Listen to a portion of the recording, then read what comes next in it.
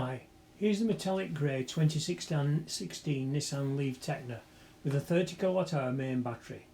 Currently the car's mileage is about 28,000. I'll give you a pretty thorough roundup of the car, and if you're not familiar with charging EVs, I'll go a bit deeper into that at the end of the video. Skip it if you'd already know.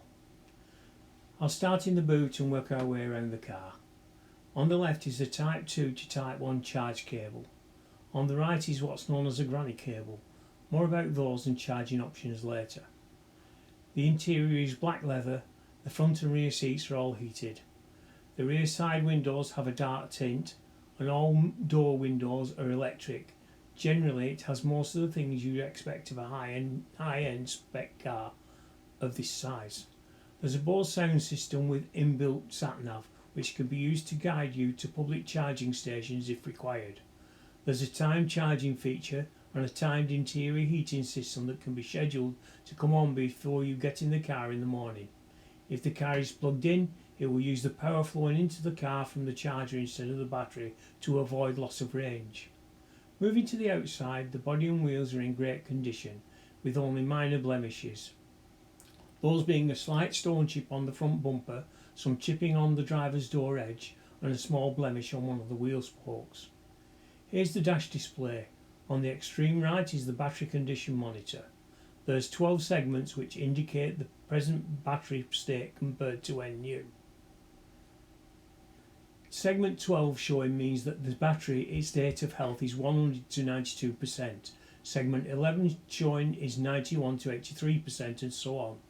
On this dash segment 12 is showing, meaning that the battery of the car is in excellent condition.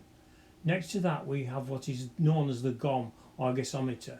This gives an indication of the remaining range left in the battery and is currently showing 27 miles to empty. Methods of charging away from home. A Type 2 to Type 1 charge cable is normally used for when you are travelling and need to top up at destination chargers such as at holiday and day trip venues and increasingly at supermarkets such as Tesco as a complimentary service. These are called fast chargers but are limited to 7 kilowatt charge rates and are meant to be used to top up the battery when you're at your destination. The granny cable is for use on a domestic 3-pin socket and is typically used when there is not a fast charger where you're visiting, say at a relative's or a friend's house, and would normally be used overnight as its speed is limited to 2.3 kilowatts. The last type are rapid chargers. Maximum speeds of these do vary a lot from 40 kilowatt upwards and are normally located on major roads and motorways. In the case of the Leaf, fast charging requires a CHAdeMO equipped charger. The socket for the Leaf is shown on the left in the image on the screen. Many rapid chargers are equipped with CHAdeMO plugs, but the best advice is to always check when planning your route. Lastly, home charging. After the initial investment in the charger, in most cases this is subsidised by a UK government OLEV grant. For clarity, OLEV stands for Office of Low Emissions Vehicles. By far the cheapest way of charging is at home. At the time this video was made, it's possible to pay as little as 5 pence per kilowatt hour. In the Leaf you should easily achieve 3 miles per kilowatt hour, so the cost per mile can be less than 2p. Do the sums yourself to compare that to running a comparable petrol or diesel car. There's also the added benefit of less maintenance. Most EVs will need only a yearly service that will cost far less than that for an internal combustion engine car.